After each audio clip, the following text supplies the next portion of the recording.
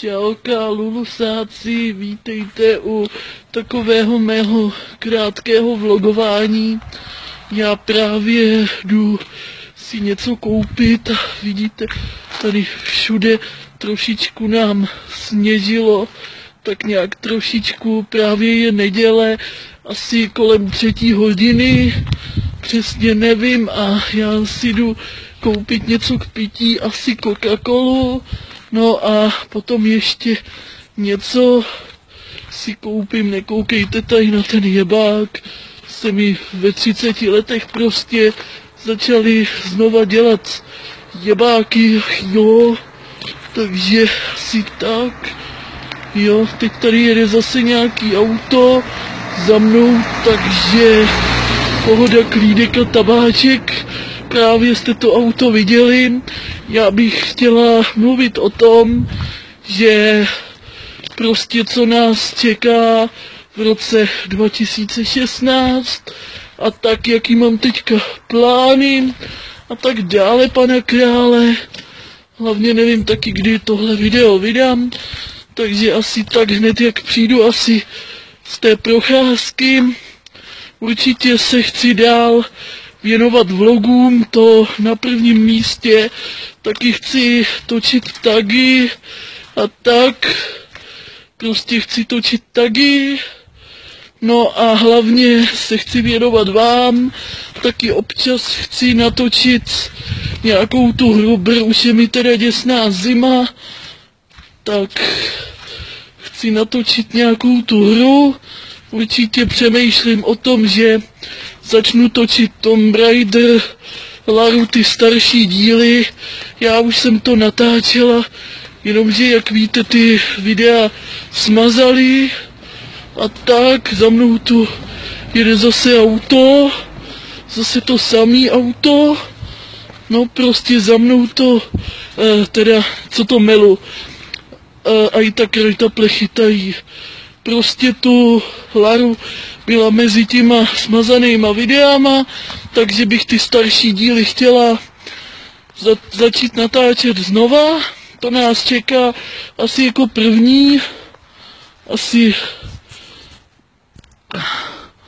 já nevím, jak si to mám dát, už mi bolí ruka.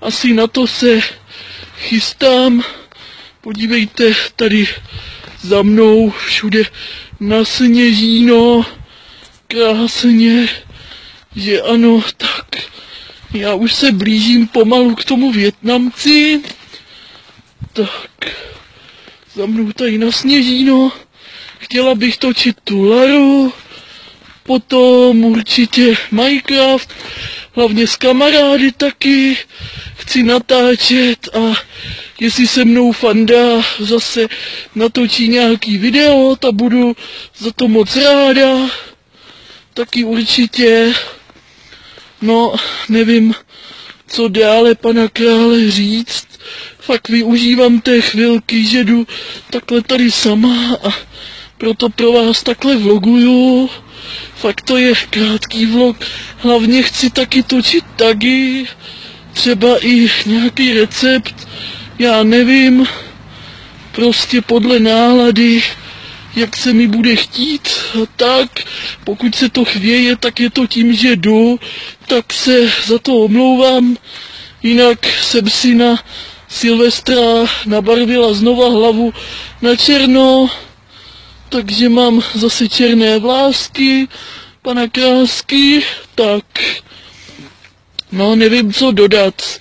Prostě děkuju, že koukáte na moje videa, děkuju, že mi dáváte odběry, děkuju za lajky, ale hlavně strašně moc a moc vám děkuju za komentáře, které mě úplně nejvíc potěší. Prostě a vy to víte a děláte mi tím radost. Já na každý váš komentář strašně moc ráda odepisuji a strašně moc mě to baví a všechno to dělám pro vás a točím a tak. Takže doufám, že se vám moje videa budou líbit i dále a mě už vážně mrzne a bolí ruka, takže to byl krátký vlog. Určitě budou hry, ale hlavně chci se věnovat těm vlogům, nebo pokud máte nějaký nápad, co bych mohla natočit, třeba nějakou challenge, ale ne moc blbou, tak mi napište klidně do komentářů. Já tu challenge pro vás ráda natočím. Plánuju taky znova natočit tu challenge s tím pivem, i když jste si pamatujete určitě, že se mi z toho dělalo špatně, ale já to pro vás udělám ráda. Co bych pro vás neudělala, že ano. No a já už budu pomaličku končit, takže ještě jednou vám přeju šťastný nový rok 2016.